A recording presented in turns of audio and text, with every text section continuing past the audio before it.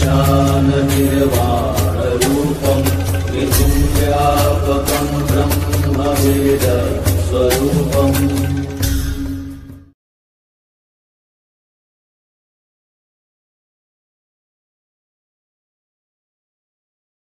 गुरुर्ब्रह्मा गुरुर्विष्णू गुरुर्देवो महेश्वरा गुरु साक्षात परब्रह्म तस्मै श्री गुरवे नमः। ध्यानमूलं गुरुर्मूर्ति पूजामूलं गुरुर्पदम् मंत्रमूलं गुरुर्वाक्यं मोक्षमूलं गुरुर्कृपा। सद्गुरु सारिखा असता पाठी राखा इतरांचे लेखा कोण करे। राजेची कांता काय भीक मागे मनाची जोगे सिद्धी पावे। कल्पतरू तळवली जो कोणी बैसला काय उणे त्याला सांगा तुझी। ज्ञानदेव म्हणे तरलो तरलो आणि आता उधरलो गुरु कृपे। गुरु बिन कौन बतावे बाट बडा बिकट यमघाट। मी गुरुवर 2 तास बोलतो पण माऊलींची आज्ञा मला अशी आहे कारण मी माझा एक YouTube चॅनल आहे आणि त्यावर गुरुवरचे गुरुपौर्णिमेचे 3 व्हिडिओ मी टाकलेले आहेत। आता गुरु या शब्दाचा अर्थ तुम्हाला माहित असेल। गु म्हणजे अंधकार, रु म्हणजे दूर करणारा। आपल्या आयुष्यामधला अज्ञान रूपी अविवेक रूपी अज्ञान दूर करण्याचं काम जे कोणी करतात त्यांना आपण गुरु असं म्हणतो। आज गुरु माऊलींचा 17वा तपोअनुष्ठान या ठिकाणी संपन्न होत आहे। माऊली जेव्हा मुखेड नगरीमध्ये आले, माऊलींनी मला बऱ्याच वेळेला सत्संगाच्या कार्यक्रमाला अनेक गावांच्या मध्ये ते घेऊन गेलेले आहे। केवळ एक महाराज म्हणून माऊलीकडे आम्ही शिकलेली बरीच माणसं पाहत नाहीयेत, तर शिक्षण क्षेत्रातली सगळ्यात मोठी डिग्री जिला PhD म्हणतात ती सुद्धा आपल्या गुरु माऊलींनी मिळवलेली आहे। असे एक उच्च विद्या विभूषित आणि सगळ्यांना सोबत घेऊन जाणारे माऊली आहेत, ज्यांनी सत्संगाच्या माध्यमातून आताच परवा रविवारी माऊली माझ्या घरी सत्यनारायणाची पूजा होती। समर्थनगरला हनुमान मंदिरामध्ये महाराज आहेत, माझी पत्नी मुलगा दररोज महादेवाच्या पूजेला जातात आणि ती पूजा झाल्याच्या नंतर त्या महाराजांना विचारलं, महाराज म्हणलं आपण कुठं शिकलात? म्हणाले मी विरूपाक्ष महाराजांच्याकडे शिकलोय। मला वाटतं त्यांचं नाव बालाजी मठपती आहे। आणि माझ्या लक्षात आलं की तुझं आहे तुझं पाशी परी तू जागा। आपलीच माणसं आपल्याजवळ अवतारी पुरुषासारखी मोठी असतात पण आपल्याला आपलीच माणसं लक्षात येत नाहीये। मी माझं भाग्य समजतो की आज गुरु माऊलींनी मला ही सेवा आपल्या समोर रुजू करण्याची संधी उपलब्ध करून दिलेली आहे। माऊलींच्या चरणी पुन्हा एकदा मी नतमस्तक होतो आणि विषय माझा मोठा असल्यामुळं मी आता विषयाला प्रारंभ करतो। मी माऊलींना म्हणालो होतो की मी पसायदानावर बोलतो कारण आपण दररोज पसायदान म्हणतो, त्या पसायदानाचा अर्थ बऱ्याच वेळेला आपल्याला माहिती नसतो। मला पहिल्यांदाच आपल्याला सांगितलं पाहिजे की मी वारकरी संप्रदायातला प्रवचनकार आहे आणि आमच्या वारकरी संप्रदायातले आद्य गुरु कोण आहेत? आमच्या वारकरी संप्रदायातला पहिला वारकरी कोण आहे? तर आमचा वारकरी संप्रदाय मानतो माऊली की आमचे पहिले गुरु आणि आमचे पहिले वारकरी जर कोण असतील तर महादेव आहे, शंकर आहेत, मी म्हणत नाही, अभंग आहेत। आदिनाथ उमा बीज प्रगटले मच्छिंद्रा लागले सहज स्थिती। मच्छिंद्राने बोल गोरक्षासी केला, गोरक्ष ओळला गहनी प्रती गहने प्रसादे निवृत्ती दातारा आणि ज्ञानदेवा सार चोलविले। तुम्हाला माहिती आहे की या ठिकाणी महादेवांच्या पासन ही वारकरी संप्रदायाची परंपरा गुरु परंपरा चालत आलेली आहे। आदिनाथ म्हणजे महादेवांनी हे जे काही ज्ञान आहे ते आपल्या उमा पत्नीला सांगितलं आणि त्यावेळेला त्यांना डुलकी लागली। आपल्याला सगळ्यांना माहिती आहे मच्छिंद्रनाथांनी ते ज्ञान प्राप्त केलं। ते मच्छिंद्रनाथाचं ज्ञान गोरक्षनाथांच्याकडे आलं, गोरक्षनाथाचं ते ज्ञान निवृत्तीनाथांच्याकडे आलं, निवृत्तीनाथांनी ते ज्ञान ज्ञानदेवांच्याकडे दिलं आणि मग ज्ञानदेवे रचिला पाया उभारिले देवालया असा हा वारकरी संप्रदाय हा आपल्याला माहिती आहे की या ठिकाणी शंकरांचा भक्त आहे आणि म्हणून हरिहरा भेद नाही नका करू वाद।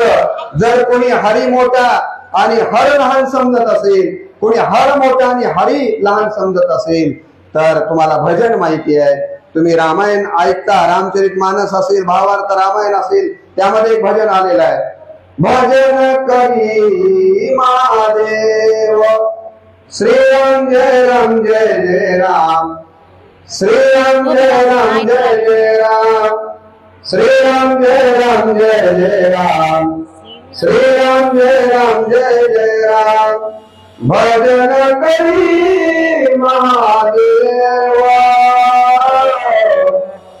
राम पूजी सदाशिव, राम पूजी सदाशिव। ज्यांचा रामायणाचा अभ्यास असेल त्यांना आता मी जर कसा वारकरी संप्रदाय आणि आपला शैव संप्रदाय, एकदा मनोहर धोंडे सरांनी कोरोनाच्या काळामध्ये मला वारकरी संप्रदाय आणि शिव संप्रदायातले साम्य काय आहे याच्यावर फेसबुकवर बोलायला लावलं होतं आणि तिथला एक 1-1.5 तासाचं मी भाषण दिलेलो। आता हे सगळे न सांगता आज आपण या ठिकाणी चिंतनाला जो काही विषय घेतलेला आहे, प्रवचन म्हटलं की एखादी ओवी घ्यावी लागते, एखादा अभंग घ्यावा लागतो आणि त्याचं चिंतन करावं लागतं। आता आज जर काही मी प्रवचनाला ओवी निवडलेली आहे ती ओवी आहे संत ज्ञानेश्वर माऊलींची। ज्ञानेश्वरीच्या 17व्या अध्यायातली 207वी ओवी आहे। कोणती ओवी आहे? सकळ तीर्थांची धुळी जिये का माता पितरे तये सेवेशी कीर शरीरे लो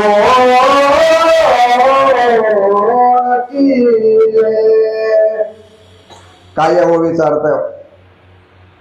माऊली ज्ञानेश्वर सांगतात की बाबांनो, या जगामध्ये सगळ्यात मोठे तीर्थ या जगामध्ये जर कोणते असतील तर ते आपल्या घरामध्ये असलेले आपले आई वडील आहेत। आई वडिलांच्या इतकं मोठं तीर्थ या जगाच्या पाठीवर कोणतंच नाही। आणि म्हणून करायचीच असेल सेवा तर कुणाची करा? आपल्या आई वडिलांची करा। हिंदू धर्मानं माझ्या माया व्हा किती देव सांगितले? पटकन सांगा, वेळ आपल्याकडे कमी। किती देव सांगितले हिंदू धर्मानं? बऱ्याच गावामध्ये, सावळीला माझे बरीच भाषणं झाली, इथं बामणीचे ग्रामस्थ आज इथं उपस्थित आहेत, त्यांचे मी आभार मानतो की आज आपण हा सगळा आजच्या कार्यक्रमाचा भार आपल्याकडे आलेला आहे। तुमच्या प्रती देखील कृतज्ञता व्यक्त करतो। किती देव सांगितले हिंदू धर्मानं? बऱ्याच गावामध्ये सगळे जण, काही गावात तर म्हणतात 36 कोटी, पण तुम्ही 33 कोटी तरी म्हटलं। पण आज मी तुम्हाला सांगतो की आता हे विज्ञान आणि तंत्रज्ञानाचं युग आहे, आज 21वे शतक आहे। अशा युगामध्ये तुम्ही जर तुमच्या मुलांना, नातवांना 33 कोटी देव म्हणलात तर ते हसतील। एवढे कुठं देव असतात का? आता 33 कोटी का म्हणलं ह्याचा वेगळा विषय मी सांगत नाही। तुम्हाला जर कोणी विचारलं आमच्या हिंदू धर्माने किती देव मानली म्हणून, तर आता 33 कोटी देव म्हणायचं नाही। किती देव म्हणायचं? 5 देव सांगितले आपल्या हिंदू धर्मानं। किती? 5। कोणती 5 देव सांगितले? पहिला देव सांगितला मातृदेव भव, दुसरा देव सांगितला पितृदेव भव, तिसरा देव सांगितला आचार्य देवो भव, चौथा देव सांगितला देवो देवो भव आणि 5वा देव सांगितला अतिथी। कळालं ना? आमच्या हिंदू धर्मानं वेद उपनिषदांनी 5 देव सांगितले। त्या देवांच्या पैकी पहिला देव सांगितला मातृदेवो भव। आपल्या घरामध्ये माझ्या मायावाची आई आहे ना, या जगातला सगळ्यात पहिला देव जर कोण असेल तर आपल्या घरातली आपली आई आहे। दुसरा देव या जगामध्ये कोणता असेल तर ते आपले वडील आहेत। तिसरा देव जर कोण असेल तर ते आपले गुरु आहेत। चौथा देव कोण असेल तर मग 33 कोटी जे म्हणतात ते देव आहेत। आणि 5वा देव आपल्या घरी आलेला जो पाहुणा आहे तो आपला 5वा देव आहे. फक्त हिंदू धर्मानं सांगितलं असं नाही. मी बौद्ध धर्माचा अभ्यास केला की म्हणलं बौद्ध धर्मानं काय म्हणलं जरा अभ्यास करावा. बौद्ध धर्मामध्ये देखील सांगितलं मातु पितु पठानम पुतदारस्य संगो. आपल्या आई वडिलांच्या सेवेइतकं या जगाच्या पाठीवर दुसरी कोणतीच सेवा महत्वाची. मी इस्लाम धर्माचा अभ्यास केला, मुस्लिम धर्माचा. कुराणामध्ये देखील मोहम्मद पैगंबर म्हणतात माँ बाप राजी तो अल्लाह राजी, माँ बाप के चरणों के नीचे ही जन्नत. जन्नत म्हणजे स्वर्ग. मोहम्मद पैगंबर सांगतात की स्वर्ग दुसरी तिसरीकडे शोधू नका, आई वडिलांच्या पायाजवळ म्हणजेच आई वडिलांच्या सेवेमध्ये स्वर्ग आहे असं देखील त्यांनी सांगितलं. माऊलींनी देखील या ओळीत ते सांगितलंय. तुकाराम महाराजांना विचारलं महाराज आम्ही कोणत्या तीर्थाला जावं आणि कोणत्या देवाची भक्ती करावी. तुकाराम महाराजांचा एक अभंग आहे ज्यावर मी 100 कीर्तन केलेली आहे. तुकाराम महाराज म्हणतात माय बाप केवळ काशी तेने नव जावे तीर्थासी, पुंडलिके काय केले परब्रह्म उभे ठेले, तुका म्हणे माय बापे आवही देवाची रूपे. आपल्या घरामध्ये जे आपले आई वडील आहेत, आपले आई वडील आहेत त्यांची सेवा करा. त्यांच्या सेवेत या जगामध्ये काहीही महत्वाचं नाही आहे. तुम्हाला सगळ्यांना लहानपणापासून एक कथा माहित असेल ना की पृथ्वीच्या प्रदक्षिणेची शर्यत लागली का?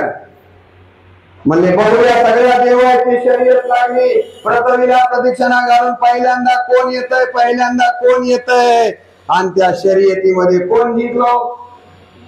कोण जिंकलं माया? आता माझ्यापेक्षा माऊली हेच हुशार आहेत. तुम्ही एवढे माऊलींचे आपल्यावर उपकार आहेत. आईपेक्षा माऊली मोठी असते. आई फक्त आपल्या बाळाचा विचार करते, माऊली कुणाचा विचार करते? किंबहुना सर्व सुखी पूर्ण हो तिने लोकी भजिलो आदी अखंडित माऊली आहे. आणि माऊलींच्या सहवासात आपण आहोत. आपण स्वतः खरोखरच भाग्यवान. बरोबर आहे. काय विचारलं मी तुम्हाला की त्या शर्यतीमध्ये कुणाचा पहिला नंबर आला? शिवानंदजी गणपतीचा. कारण सगळेजण आपले आपले वाहन घेऊन फिरू लागले, आपापले वाहन घेऊन फिरू लागले. पण आमचे गणेशजी बुद्धीची देवता, त्यांच्या लक्षात आलं की आमच्या शास्त्रानं सांगितलेलंच आपण केलं पाहिजे. आणि त्यांनी शास्त्रानं सांगितलेलं केलं. बाजूला वडील महादेवजी आणि आई पार्वती उभ्या होत्या. दोघांचं दर्शन घेतलं आणि एकदम असे बोट केले. हे बोट बघा माझ्याकडं. हे बोट म्हणजे व्ही म्हणजे विक्ट्री, विक्ट्री म्हणजे जय, विजय. असे बोट केले. सांगितलं म्हटले मी जिंकलो. आणि तिथं जे कोणी असतील त्यांनी सांगितलं बरोबर आहे म्हणले गणेशजी जिंकले. त्यांना विचारलं तुम्ही काय केलं? म्हणाले ते म्हणाले माझ्या आई वडिलांना मी प्रदक्षिणा घातली. आई वडिलांना प्रदक्षिणा घातली की काय होतं? पृथ्वीला प्रदक्षिणा घातल्याचं पुण्य प्राप्त होतं. एवढे आई वडील आपल्या शास्त्राने मोठे मानलेले आहे. माझ्या युट्यूबवर मी पंढरीचं महात्म्य, वारीचं महात्म्य टाकलेलं आहे. तुम्हाला सगळ्यांना माहित असेल आपल्या महाराष्ट्राचं आराध्य दैवत आणि हे दैवत देखील माऊली जसे कर्नाटकातून आपल्या इथं आले तसं आपलं पंढरीचा पांडुरंग देखील कर्नाटकातून महाराष्ट्रात आलेला आहे. म्हणजे कर्नाटकाची खूप मोठी देण आहे आपल्या महाराष्ट्राला. त्यांचे उपकार आहेत आपल्यावर. कानडा विठ्ठलू कर्नाटक म्हणतो की नाही आपण. अहो हे पंढरीचे पांडुरंग म्हणजे कुणाचे अवतार आहेत? कुणाचे अवतार आहेत? कुणाचे? पंढरीचे पांडुरंग कुणाचे अवतार आहेत? कोणाला सांगता येईल का? भगवान श्रीकृष्णाचा अवतार आहे. भगवान श्रीकृष्णाचा अवतार म्हणजे पंढरीचा विठोबा पांडुरंग आहे. कशासाठी आले हो पंढरपूरला? पुंडलिक आपल्या आई वडिलांची सेवा करताय. पुंडलिक आपल्या आई वडिलांची सेवा करताय. एवढी सेवा झाली, एवढी सेवा झाली की त्या द्वारकेमध्ये त्या कृष्णाबाई चंदाला म्हणाले बापरे याचं पुण्य फार वाढलंय, आता या भक्ताला जाऊन भेटलं पाहिजे. आणि द्वारकेतनं भगवान श्रीकृष्ण कुठे आले? पंढरपूरला आली आणि जिथं या पुंडलिकाची सेवा चालली होती त्या दरवाजाच्या बाहेर उभं टाकले, हात जोडले आणि पुंडलिकाला म्हणाले, पुंडलिका अरे मी साक्षात परब्रह्म तुला भेटायला आलोय, जरा बाहेर ये, जरा बाहेर ये भेटायला मला. त्यावेळेला पुंडलिकाने काय सांगितलं?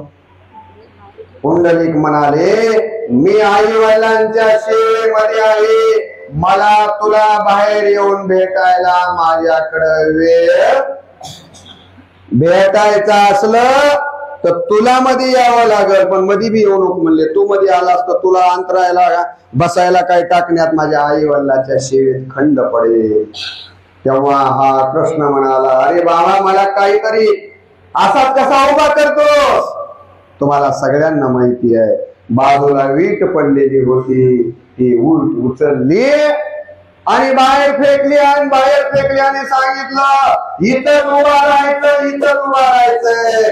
आणि त्या ठिकाणी पंढरीचे पांडुरंग युगी 28 कशावर उभा? युगी 28 विटेवरी उभा, वामांगी रखुमाई दिसे दिव्य शोभा.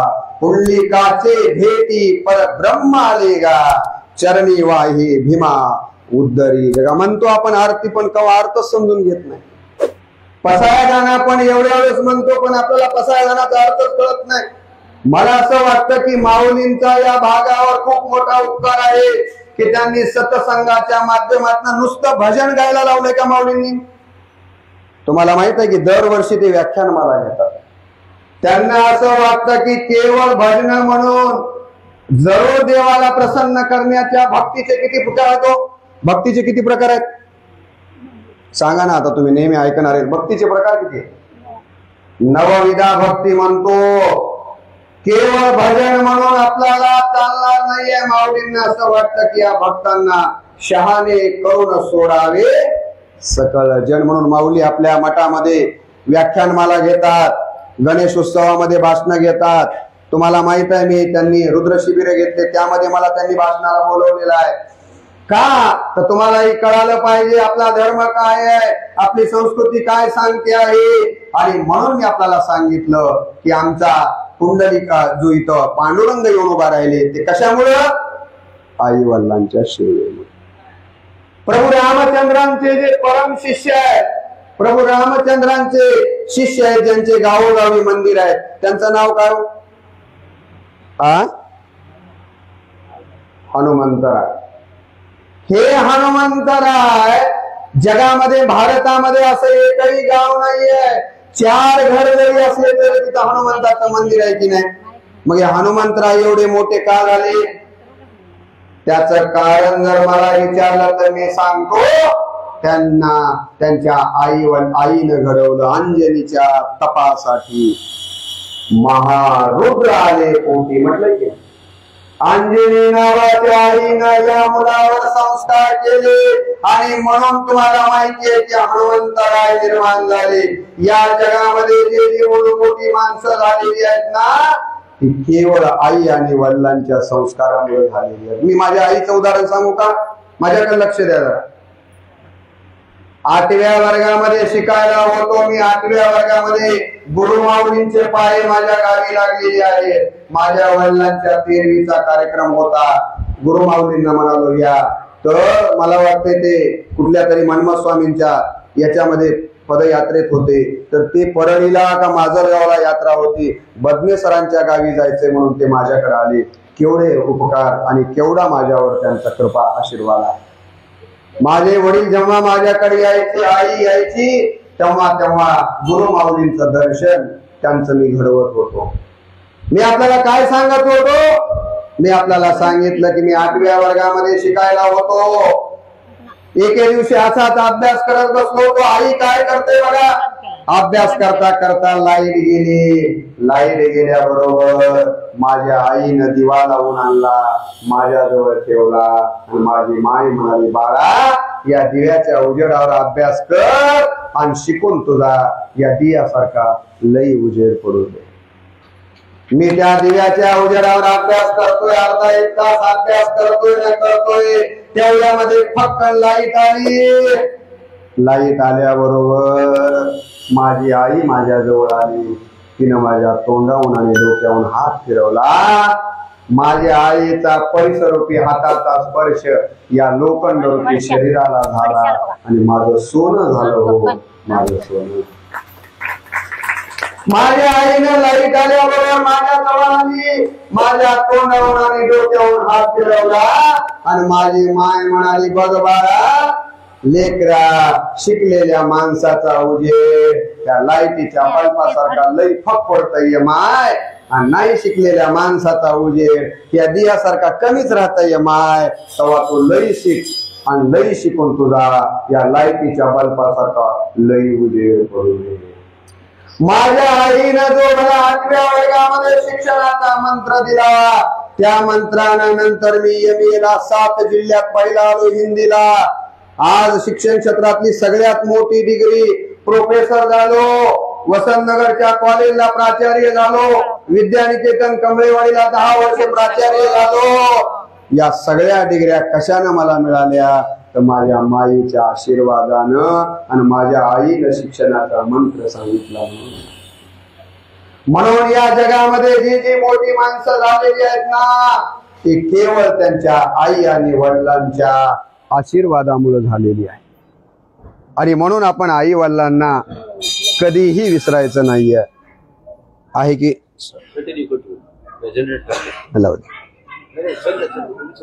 मला मग पुन्हा बोलता येत नाही एकदा हे झाल्यानंतर. ठीक आहे, यानंतर आपलं हे चालू आहे, आई काय करते, आई काय करते याबद्दल मी आपल्याला सांगत होतो की माझ्या आईने मला शिक्षणाचा.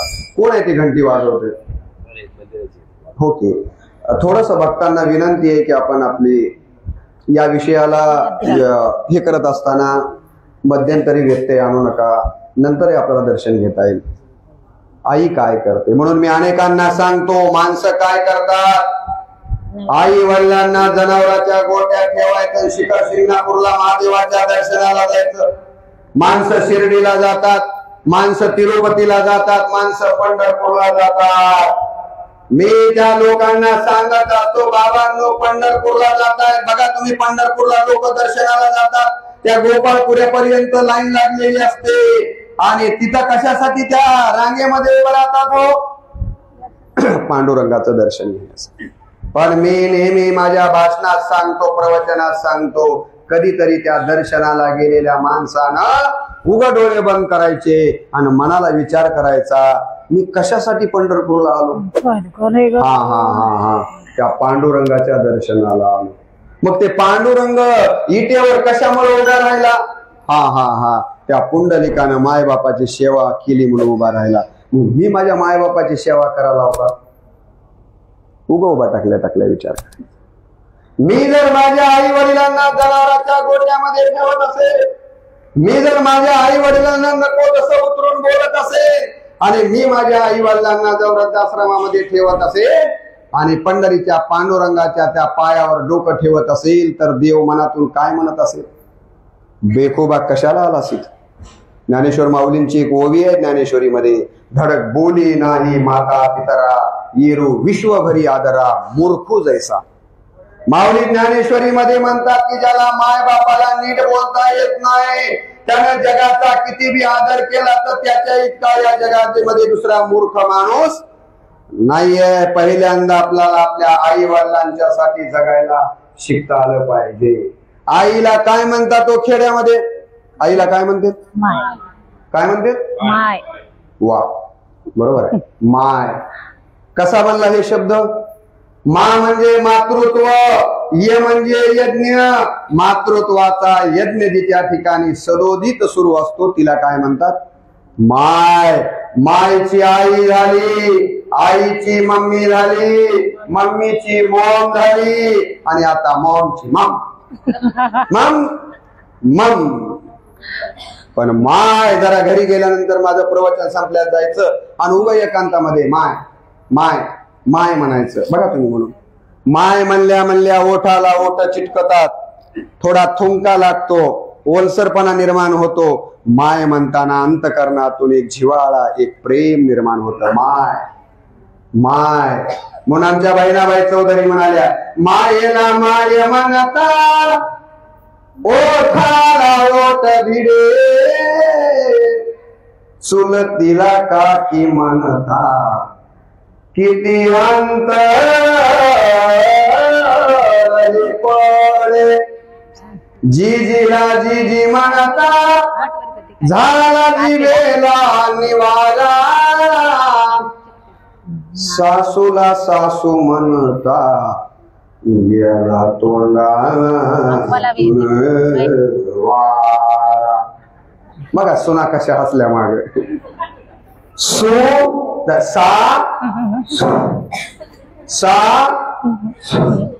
एखाद्या मोटरसायकलच्या टायरात खिळा घुसावा हवा जावाई पण मायेला माय म्हणतात ओठाला ओठ भिडे चुलतीला काकी म्हणता किती अंतर पडे. शब्द माय. आई हा शब्द कसा बनला? आ म्हणजे आत्मा, ई म्हणजे ईश्वरत्व. ईश्वरत्वाचा आत्मा ज्या ठिकाणी वास करतो तिला आई म्हणतात. मग मला एक आमच्या 15वीच्या पोराने विचारलं, म्हणले सर सासू म्हणजे काय? म्हणलं आपण विचार करावा. सासू कसा बनला शब्द? फुलवळकर बाई आमच्या शेजारीने आहेत, आल्यात. मला आनंद वाटला, त्यांनी आल्या आल्या मला नमस्कार केला. म्हणलं बरं झालं आपल्या परिवारातला माणूस इथं आहे. आमच्या शिवपूजेची आहे तिथं महावीरजी. सासू कसा बनला शब्द? सा म्हणजे सारख्या आणि सू म्हणजे सूचना. जी बाई घरामध्ये सारख्या सूचना देते तिचं नाव पटलं का? आम्हाला माहिती नव्हतं. सुनेली पटलं, सासायली कसं पटलं? मग एकानं मला विचारलं, म्हटले सर सून म्हणजे काय? सून म्हणजे काय? 100% बाई सून या शब्दाचा अर्थ बघा. सून, सू म्हणजे सूचना, न म्हणजे नको नको. जिला सूचना नको असतात तिचं नाव सून. मग मला एकानं म्हणला सासरा म्हणजे काय? थोडा विचार केला, म्हणलं खरंच सासरा हा शब्द कसा बनला असेल? सासरा, सा म्हणजे सार, स म्हणजे सहन करून, रा म्हणजे राहणारा. सार सहन करून राहणारा त्याचं नाव, बरोबर. तसा माय हा शब्द बनलाय. माय हा शब्द बनलाय, उगाच बनलेला नाहीये. माझं एक पुस्तक आहे, त्या पुस्तकात या सगळ्या शब्दाचे अर्थ सांगितलेले आहेत मस्कुलेताई. ते सगळे अर्थ सांगितलेले आहेत. आता त्या सगळ्या अर्थाकडे गेलो तर माझी आई अजून मागे राहील. बरं माय कोणाला म्हणावं? बरं माय कोणाला म्हणावं सांगा बरं. आईची व्याख्या काय? जी बाळाला जन्म देते तिला आई म्हणावं का? बाळाला जन्म दिला म्हणजे बाईची आई होते का? तिला आई म्हणावं का? संतांना विचारलं तिला आई म्हणता येत नाही म्हणतात संत. संतांनी ज्ञानेश्वर माऊलींनी आईची व्याख्या सांगितली आहे. एक ओवी आहे बघा. आणि अंगा जीवाची करोनी संपत्ती वेंचोनी करी बाळाची पाळती परी जीवे उबगणे ही स्थिती न पाहे माय. काय ओवी आहे? आई कोणाला म्हणाव? इकडं लेकराच्या पायामध्ये टचकन काटा टोचावा आणि तिकडं घळकन डोळ्यात पाणी उभं राहावं. तिला काय म्हणाव? माय. नंतर लेकरू पडाले रडाले आणि हिनं मॅचिंगची साडी, मॅचिंगचा ब्लाऊज, मॅचिंगची टिकली, मॅचिंगची काय दुखते फटाला लावायची. मी नेहमी म्हणतो काळा कलर केसांना, पांढरी पावडर तोंडाला, नेल पॉलिश नकांना, लिपस्टिक ओठांना कळे नाही बायको आहे की रंगाचा कारखाना. आता असे सगळं मॅचिंगचं घातलंय, उंच टाचाची चप्पल घातली आणि टक टक टक करत पर्स अडकून फिराली, पडायला पुढे चालली. लेकरू रडाले पडाले त्याच्याकडे बघणं झाली. तेवढ्यामध्ये त्या लेकराला कसं तरी उचलून घेतलं आणि त्या लेकराचा पापा घ्यावा म्हणून जवळ घेतली. म्हणली नको माय, पापा घेतला तर पोटाचं लिपस्टिक खराब होईल. जिला लेकराच्या पाप्यापेक्षा आपल्या ओठाच्या लिपस्टिकची चिंता वाटते, संत तिला आई मानायला तयार नाहीये. आई कुणाला म्हणावं, आई कुणाला म्हणावं, याबद्दल मी 1-1.5 तास तुम्हाला नुसती आई या शब्दाची व्याख्या देखील सांगू. आई कोण आहे? इकडे लेकराच्या पायामध्ये काटा टोचल्याबरोबर तिच्या डोळ्यात पाणी उभा राहतं. तिला आई म्हणतात. मला माझ्या आईची आठवण होते, मला माझ्या आईची आठवण होते. मी अहमदपूरला शिकायला होतो. माझं गाव आमच्या मस्कले ताईंचे व्याही मला शिकवायला होते. शेतकर सर इतिहास शिकवत होते त्या महात्मा गांधी महाविद्यालयात अहमदपूरला. हॉस्टेलला राहत होतो गुरुमाऊली. कधी कधी महिन्याला घरी जायचा. संध्याकाळच्या शेवटच्या गाडीनं घरी गेलो. शेवटच्या गाडीनं घरी गेलो. दरवाजामध्ये उभा टाकलोय आणि घरामध्ये वाचून बघतोय तर काय दुरुडीमध्ये 1-1.5 भाकर शिल्लक होती. माझ्या माईनं ती 1.5 भाकर ताटात वाढून घेतली. दिवसभर माझी माय काबाड कष्ट करून आलती शेतात आणि त्या 1.5 भाकरीतला पहिलाच कुटका मोरला होता ताटातला आणि असा तोंडाकडे नेणार. तेवढ्यामध्ये माझ्या माईनं मला बघितलं. बघितल्याबरोबर आईनं वाढून घेतलेलं ताट तसंच बाजूला सारलं. ताडकन उठली आणि माझ्याकडे बघून कडाकड बोट मोडले. माझी माय म्हणाली, बाळा बरं झाले लेकरा आलास. रात्री स्वप्नामध्ये सुद्धा आलतास माय. झोप झाली नाही लेकरा. काल सण होता रे. पूर्णाच्या पोळ्या केलत्या माय. गिळण्या नाहीत रे लेकरा. सारखी तुझी आठवण येऊ लागली. सारखी तुझी आठवण येऊ लागली रे बाळा. बरं झालं माय लेकरा आलास. मनात मनात माझ्या आईनं स्वतः वाढून घेतलेलं ताट बांधूला सारलं आणि मला तांब्या भरून पाणी दिलं. म्हणाली, बाळा पाय धुई. गरीबाच्या घरी नाणी असते हो, बाथरूम कुठं असते. त्या नाणीवर जाऊन पाय धुवून घरला यायलोय. आईनं घरात गोधड अंतरलं आणि माझी माय म्हणाली, बाळा, आणि त्याच्या समोर ताट फुलं म्हणले, बाळा जेव मायले. जेव माय लेकरा म्हणल्याबरोबर मी त्या ताटातला पहिलाच घास उचलला गुरुमाऊली आणि आता असा तोंडाकर नेणार.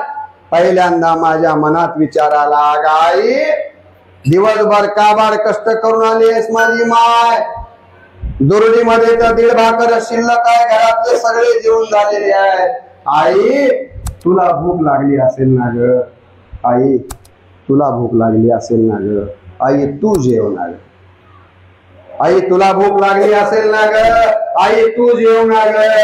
म्हणल्या माझ्या आईनं जे उत्तर दिलं ते आई कुणाला म्हणावं ते बघा. माझी आई म्हणाली, बाळा खरं सांगू लेकरा, तुला बघितलं माझं पोट भरलं. तुला बघितलं माझं पोट. लेकराला बघितल्याबरोबर तिचं पोट भरतं. तिला आई म्हणतात हो. इथं बसलेल्या माझ्या बाई लेकींनी डोळे बंद करावेत. इथं बसलेल्या पुरुषांनी डोळे बंद करावेत आणि आई आणि वडील गेले असले तर विचार करून बघावा. ज्या बाई लेकीचे माय बाप गेले जगातलं त्यांचं माहेर संपलं हो. तुम्हाला जगात आता कोणी विचारणार नाही. बघा आईचं प्रेम कसं असतं. तुम्हाला जर जात्यावरल्या ओव्या सांगितल्या तर लय वेळ होईल, पण सांगू का माऊली? माऊलींचा माझ्यावर लय प्रेम आहे. तिने असं म्हणले 1 तास बोला म्हणले. आता गुरुनं आदेश दिल्यास तुम्ही किती बी तळमळ करून काय उपयोग आहे? बघा तुम्हाला सांगतो किती प्रेम आहे आईचं. किती प्रेम आहे. डोळे बंद करून आईचा विचार करा. अहो आई गेल्याच्या नंतर या जगात कोणीच नाही आहे हो. म्हणून कवी म्हणतो, प्रेम स्वरूप आई वात्सल्य सिंधू आई.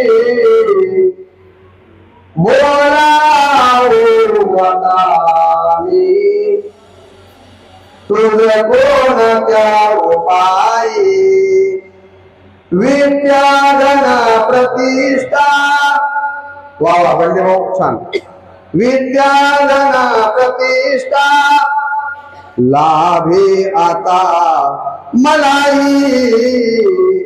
आई विना परी हा गोरकाच राई. माझ्या माया डोळ्याला पदर लावाल्या. त्यांना त्यांच्या आईची आठवण व्हायला हो. माझे वडील गेले, माऊली आले होते. मला आज गावाकडे जायची इच्छा होत नाही.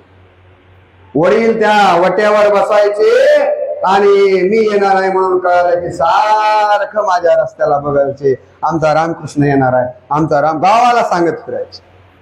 आणि मी आलो, मला बघितल्याबरोबर काठी हातात घेऊन असा अंगामध्ये 100 हत्तीचं बळ यायचं.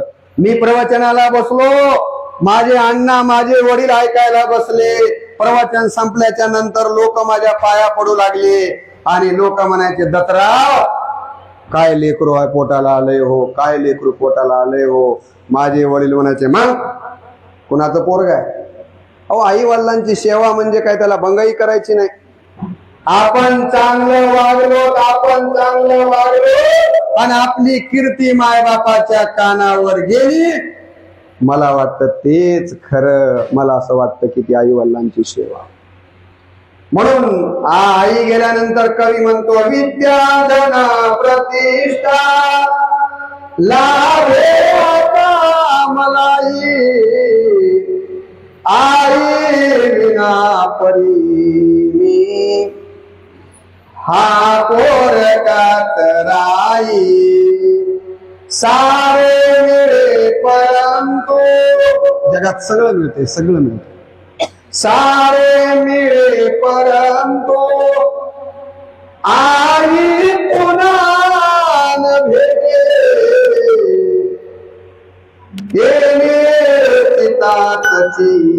ती माझ्या कंड पेटे. आई एकदा उठ ना ग, एकदा मला भेट ना ग. कितीही तळमळ करा, पुन्हा आई मिळत नाही. आई मनोरी कोणी, आई हाक मारी, ती हाकली नकानी, मज होय शोककारी.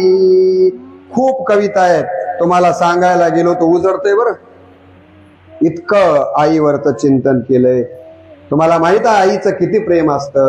एखाद्या लेकराला बघा, त्या ओळ्यावर जोत्यावर ओळ्या म्हणायच्या बाया पहिल्या, आणि ओळ्या म्हणताना काय म्हणायच्या? ओळ्या म्हणताना तोंडाला लागी तोंड, तोंडाला लागी तुका,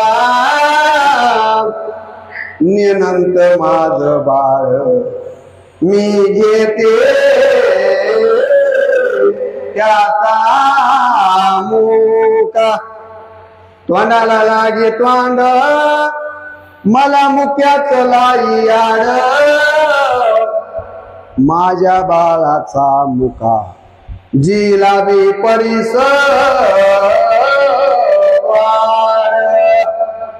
माऊली, या जगामध्ये आई वडिलांवर सगळ्यात जास्त प्रेम कुणाचा आहे? माझ्या मायावा. या जगामध्ये आई वडिलांवर सगळ्यात जास्त प्रेम कुणाचं आहे? सांगा मला. या जगामध्ये आई वडिलांवर जर कुणाचं प्रेम असेल तर फक्त बायलेकीचं प्रेम आहे हो. मुलीचं मायबापावर जेवढं प्रेम आहे या जगामध्ये कुणाचं आई वडिलांवर तेवढं प्रेम नाहीये. हे मी माझा अनुभव तुम्हाला सांगतो. मला 2 मुली आहेत. आमच्या गल्लीतल्या बऱ्याच माता मुली इथं उपस्थित आहेत. दोन्ही मुलींची लग्न झालेली आहेत. माझ्या बायलेकी दररोज 2 वेळेला फोन करतात, मला विचारतात, पिताजी तब्येत कशी आहे? म्हणलं बाळा छान आहे की माय. नाही पिताजी, तुमचा आवाज बसलाय, काय ताप आली का काय? लई फिरत जाऊ नका, ऑक्सिडेंट व्हायले. माझ्या बायलेकीचं मन लागत नाही हो. सारखं तिला बापाची आईची आठवण येते. नवरा दारुड्या जरी असला तर माझी बायलेक नांदते होत्या नवऱ्याकडं. तिला गावातले लोक म्हणते, ह्या पिदाड्याच्या घरी का नांदायलीस?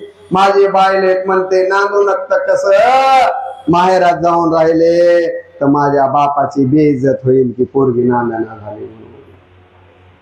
काय आईचं प्रेम, आई वडिलांवर प्रेम आहे माझ्या बायलेकीचं.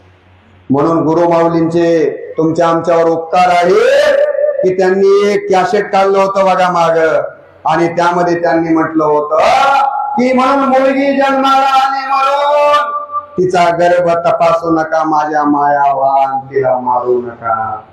गुरुमाऊलींच्या कॅसेट मधलं एक गीत मला मुद्दाम आठवते, ते सांगतो. त्यांनी काढलेलं कॅसेट होतं त्यांच्या प्रेरणेतनं. ऐकलंय का ते कॅसेट?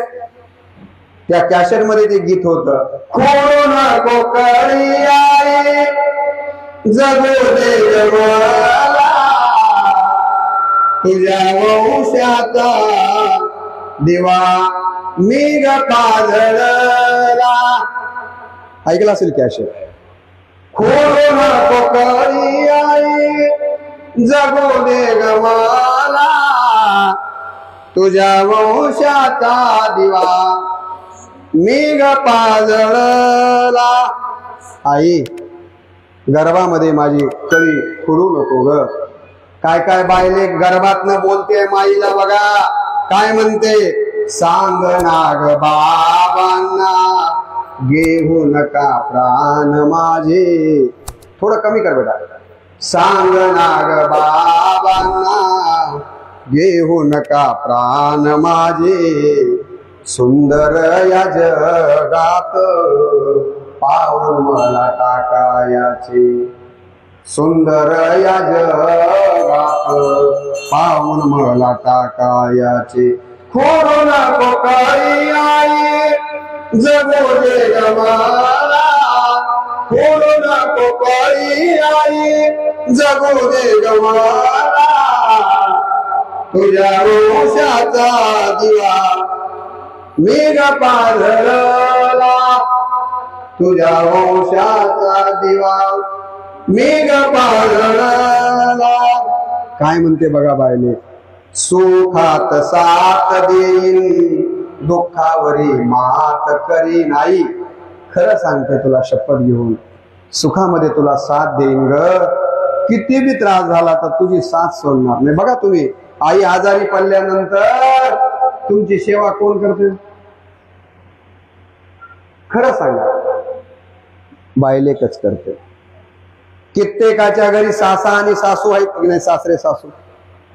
सुखात साथ देईन दुःखावरी मात करीन, मदतीला घेऊन आई मी तुला. खोडू नको कळी आई जगू दे ग मला, खोडू नको कळी आई जगू दे ग मला, तुझ्या वंशाचा दिवा मी ग पाजळला. पण आम्हाला एक आमच्या डोक्यात असते वंशाचा ते वंशाचा दिवा म्हातारपणाला तुमची दाढी पेटविते म्हणून माणसं म्हणते वंशाचा दिवा. काय म्हणते माझी बायलेक बघा? वंशाला दिवा हवा पण ती नको राग तुला. हे आई तुला दिवाच पाहिजे पण ती नको आहे का आई तुला? वंशाला दिवा हवा पण ती नको गाग तुला, पहायाचे जग मला आई म्हणायचे तुला, पहायाचे जग मला आई म्हणायचे तुला. हे आई मला जग बघू दे ना ग, मला तुला आई म्हणायची माझी हौस आहे ग, एकदा ती माझी हौस पूर्ण करणार ग, मला हे जग बघू दे ना ग. म्हणून म्हणते पहायाचे जग मला आई म्हणायचे तुला.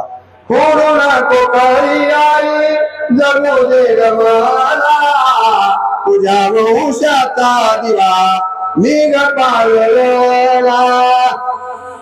आता खूप छान गीत आहे. एकदा गुरुमाऊलींच्या साठी आपण टाळ्या वाजवाव्यात, कारण त्यांच्यामुळं आपल्याला एवढं चांगलं गीत मिळालेलं आहे. आईबद्दल एक महाराज आहेत बघा, पुरुषोत्तम महाराज, एक कविता म्हणतात आईबद्दल. आई माझी मायेचा सागर दिला तिने जीवना आकार. आहे की नाही? आता खूप बोलता येईल, वेळ झालेला आहे, बंद करू 10 मिनिट. आई माझी बसा, तुम्ही उभं टाकल्याने बंद हो, मला वाटतं संकेत आहे, वाटलं की आता बंद करा. कसं होतं माहिती आहे का? आई माझी मायेचा सागर दिला तिने जीव आकार आई वडील माझे थोर. खरं सांगतो तुम्हाला, मला बोलता बोलता रडू आवरत नाही. माझ्या आई वडिलांची आठवण झाली. माळकरी माणसं होते, त्यांनी ही गळ्यात माळ घातली नसती तर काय झालं असतं. मला आठवतंय, आई माझी तळ्यावर कामाला जायची, तळ्यावर कामाला जायची, पण म्हणायची बाळा किती कष्ट होऊ दे माय, पण तुला शिकून मोठं करायचंय रे लेकरा, मोठं करायचंय लेकरा. वडिलांबद्दल मी 2 तास बोलतो, पण आता आपल्याकडे वेळ नाहीये, सांगत नाही. आई वडील माझे थोर, काय सांगू त्यांचे उपकार, जीवनाच्या वाटेवरती किती असतो त्यांचा आधार. आई माझी मायेचा सागर. त्या कवितेला 22,000 रुपये तुम्ही मला द्यायला काही अडचण नाही. तुमच्या फक्त मला गुरु माऊलींचा आणि तुमचा आशीर्वाद मिळाला की जगात काही लागत नाही. दर महिन्याला 3.5 लाख रुपये पगारीचा मालक माझ्या माईने मला बनवले. दर महिन्याला यापेक्षा काय लागतं माणसाला आयुष्यात. आणि म्हणून आई वडिलांना कधीच विसरायचं नाही. आई वडील माझे थोर, काय सांगू त्यांचे उपकार, जीवनाच्या वाटेवरती किती असतो त्यांचा आधार. आई माझी मायेचा सागर, दिला तिने जीवना आकार. तळपत्या उन्हात अन रखरखत्या रानात, तळपत्या उन्हात अन रखरखत्या रानात, राबलसी तू माझ्यासाठी कष्टाच्या वानात. कधी मिळेल मुठभर घास, कधी मिळेल मुठभर घास, कधी घडे तिला उपवास. ओल्या मातीतून चालताना तुडविले काट्याचे फास. आई माझी मायेचा सागर, दिला तिने जीवना आकार. नभीची चांदणी, नभीची चांदणी तू चंद्राची कोर, शीतळ तुझी छाया मला हवी जीवन भरे. देवा दुसरं काही देऊ नको रे मला, माझ्या आईची शीतळ छाया मला भेटावी. मी तुम्हाला सांगत होतो ना त्या ओव्या, लेकीचा जन्म देव चुकला, बैल घाण्याला झुंपला, जलमाई लेकीचा जन्म जसा गाजराचा वापा, येण्या तो माय बापा पाणी देऊ काय ना पा. लेकीचा जन्म कोण्या घातला येड्या देवा, ज्याच्या पोटी जन्म घ्यावा त्याची मला सेवा. बायलेक म्हणायची देवा देवा भाड्या मला आईच्या लेकीच्या जन्माला काय घातलास न, माझ्या माय बापाची मला सेवा घडणं झालेली आहे, माझ्या माय बापाची सेवा घडणं झाली. एक शेवटचं उदाहरण सांगून थांबणार आहे.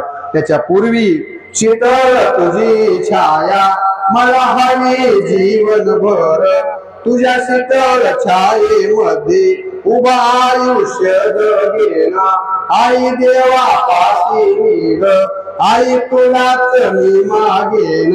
आई माझी मायेचा सागर,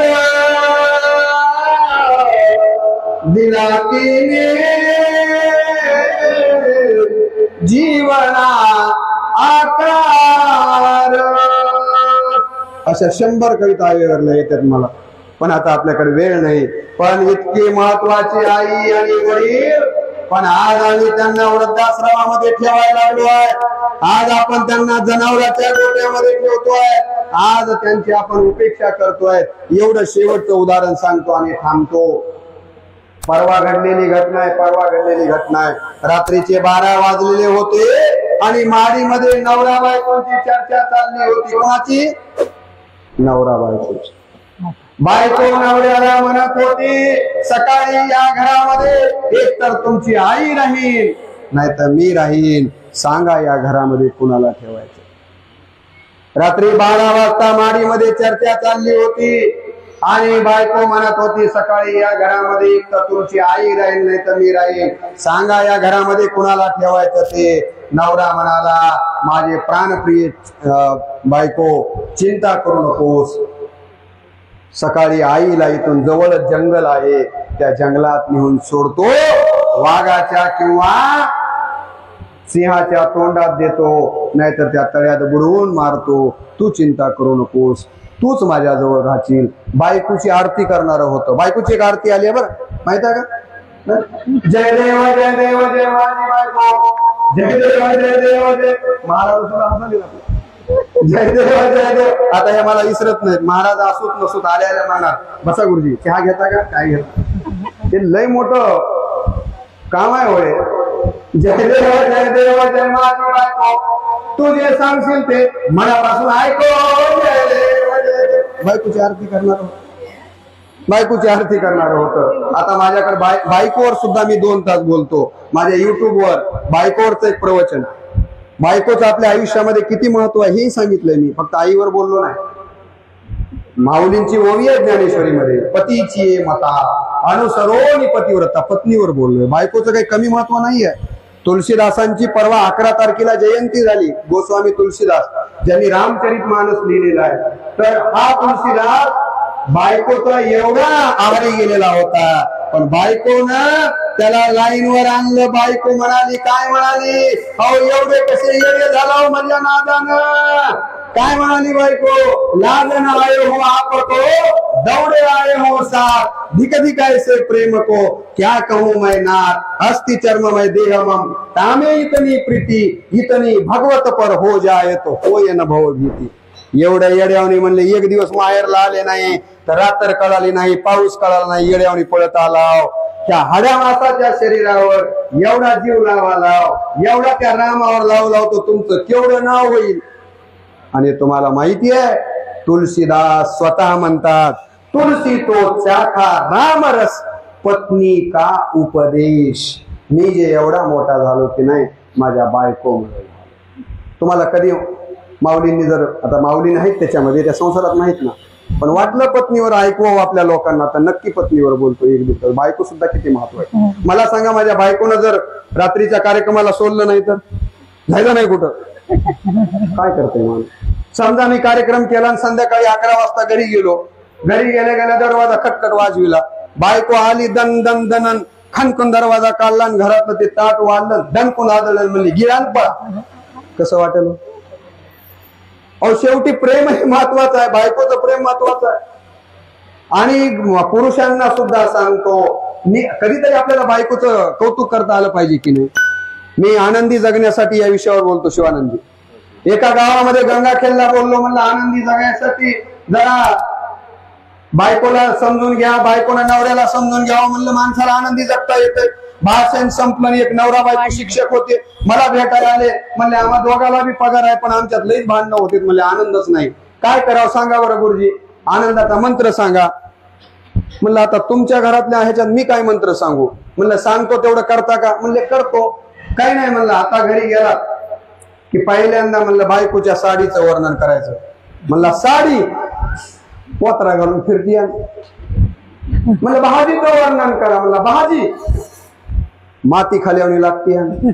याला बायकोची साडी आवडना, बायकोची भाजी आवडना. बऱ्याच बाया बिचाऱ्या आपल्या नवऱ्यासाठी काहीतरी नवीन पदार्थ करतात, शिरा करतात, काही काही करतात आणि वाढत्यात, बघत्यात. नवरा आता तरी म्हणेल चांगलं झालं, काय टेस्टी आहे, हे आहे ते काहीच म्हणत नाही. 7-8 घास खाईपर्यंत माय बघती आमची बायको, आणि 8व्या घासाला म्हणत्या जनावर चराले सुरू द्या. काय करते आता? त्याला काहीच त्याचं महत्व नाहीये. लक्षात घ्या. बाई काय करते, कस्तुरबा, कितीतरी उदाहरण आहेत, आता आपल्याकडे वेळ नाही. कस्तुरबा गांधी मागे होती म्हणून राष्ट्रपिता महात्मा गांधी बनले. सावित्रीबाई होती म्हणून महात्मा फुले घडले. रमाबाई होती म्हणून डॉक्टर बाबासाहेब आंबेडकर घडले. माझ्या इथं बसलेल्या माझ्या या सगळ्या ज्या काही कुणाकुणाच्या पत्नी असतील माझ्या माया, त्यांच्यामुळं आम्ही आहोत हो. म्हणून आई आई बी लई म्हणायचं, बायकोला लाता घालायचे, असं बी करू नका.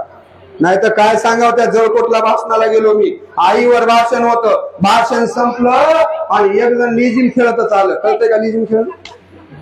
महावीरजी डुलत डुलत आलं. मला बदनेश्वर कुठं आहे? मला वाटलं आपलं भाषण गावाला नसतं. म्हणलं मामा कसं वाटलं भाषण? कोणाचं भाषण? म्हणलं एवढं राग राग काय करायचं झालं? ते रामराव सोनटकेने ठेवला होता कार्यक्रम. म्हणलं एवढं राग राग करायला काय झालं? काय झालं म्हणजे म्हणला 1.5 तासापासून ऐकायला म्हणला तुमचं मायलय चांगले मायलय चांगली म्हणाला. म्हणला बापाचं काहीच काम नाही का? म्हणलं मामा एवढं राग राग करायसारखं काय? काय म्हणजे म्हणला मोहपोरग माईलाच पोचतंय, मला विचारित नाही, आणि तुमचं भाषण आहे काय पुढे बसलो होतं. म्हणला आता तर मला घराच्या जवळच येईल. म्हणजे आईचं महत्व सांगितलं, याचा अर्थ पत्नीचं महत्व कमी नाही आहे, हे देखील आपण लक्षात घेतलं पाहिजे. मी सांगित होतो कुठला विषय चालला होता आपला, बायकोच ऐकणार होतं, आहारी गेलेलं होतं, म्हणाला माझे प्राणप्रिय राणी चिंता करू नको, सकाळ झाल्याबरोबर काय करेन, आईला घराच्या बाहेर काढतो, जंगलामध्ये नेऊन सोडतो, वाघाच्या किंवा सिंहाच्या तोंडात देतो, नाहीतर त्या तळ्यामध्ये बुडवून मारतो. सकाळ झाली माझे माय बाप हो, पोरग आईच्या जवळ आलं, आईला म्हणाला आई बरेच दिवस माझे माय तू म्हणत होतीस शेजारच्या तळ्यात आंघोळीला जायचंय म्हणून, एवढ्या दिवस मला काही येळ मिळाला नाही माय, चल आज माझ्याकडे येळ आहे, तुला त्या तळ्यात आंघोळीला घेऊन जा. जगात कोणती आई असेल जी आपल्या लेकरावर विश्वास करणार नाही? एवढंच उदाहरण सांगतो डॉक्टर साहेब. आणि जगात कोणती अशी आई असेल जी आपल्या मुलावर विश्वास करणार नाहीये? आई म्हणाली बाळा हरकत नाही लेकरा, जाऊत रे बाळा, फक्त 5 मिनिट थांब. आईनं लेकराला 5 मिनिट थांबवलं, आईनं लेकराला 5 मिनिट थांबवलं, आणि काय केलं आईनं? घराच्या समोर वाळलेल्या कापसाच्या पराठ्या पडलेल्या होत्या, त्या पराठ्याची मोळी बांधली, डोक्यावर घेतली, आणि आई म्हणाली चल माझ्या लेकरा आता. पोराच्या मनामध्ये विचार येत होता की आईनं ही पराठ्याची मोळी का बांधून घेतली असेल, पण आईला विचारता येत नव्हतं. पोरग पुढे पुढे जाते जंगलाच्या दिशेनं, आई माग माग जाते, पोराच्या मनात सारखा विचार येतोय की आईने ही पराठ्याची मोळी का बांधून घेतली असेल, पण सांगता येत नव्हतं. जसं ही पोरग जंगलामध्ये गेल्याबरोबर आईनं त्या पराठ्याच्या मोळीतली एक पराठी काढली, 50 पाऊल गेल्यानंतर टाकली खाली, पुन्हा 50 पाऊल पुढे गेल्यानंतर दुसरी पराठी काढली, खाली टाकली, पुन्हा 50 पाऊल पुढे गेल्यानंतर तिसरी पराठी काढली, खाली टाकली. आता मात्र पोराच्या मनातली उत्सुकता ताणली गेली, आणि पोरानं आईला विचारलं, म्हणाले अगं आई, एक तर म्हणाले तू ही पराठ्याची मोळी बांधून घेतलीस तर घेतली, पण जंगल सुरू होईपर्यंत याच्यातली एकही पराठी टाकली नाही. पण जंगल सुरू झाल्यानंतर मात्र 50 पावलावर एक पराठी, 50 पावलावर दुसरी पराठी, 50 पावलावर तिसरी पराठी. आई अशा पराठ्या का टाकतेस माझी मा?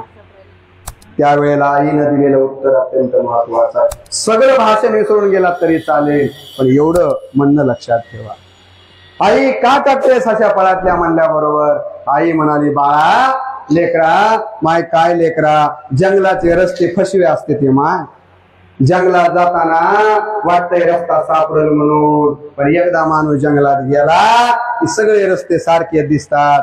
बाळा मी तुझ्या बरोबर जंगलात आले, आणि जाता जाता वाघानं किंवा सिंहानं मला खाऊन घेतलं, नाहीतर तळ्यात आंघोळीला जाऊन बुडून गेले, तर बाळा तुला रस्ता कसा सापडले माय वापस झाला? तुला वापस जायला रस्ता सापडावा म्हणून त्या पराठ्या टाकल्यात लेकरा, त्या पराठ्याचा रस्ता धर, घरी जा, बायको आणि लेकरांच्या बरोबर सुखाने संसार. आईचे शब्द ऐकले, आईच्या पायावर साष्टांग दंडवर घातला, आणि पोरग म्हणाले आई तुला मी जंगलात त्या तळ्यात माझे माय बुडवून मारायला घेऊन जात होतो ग, तुला मी वाघाच्या सिंहाच्या तोंडात द्यायला घेऊन जात होतो ग, आणि तू मात्र मेल्याच्या नंतर सुद्धा माझी काळजी करतेस ग. आई तू किती श्रेष्ठ आहेस ग. आई तू किती श्रेष्ठ आहेस ग, आई तू किती श्रेष्ठ आहेस ग.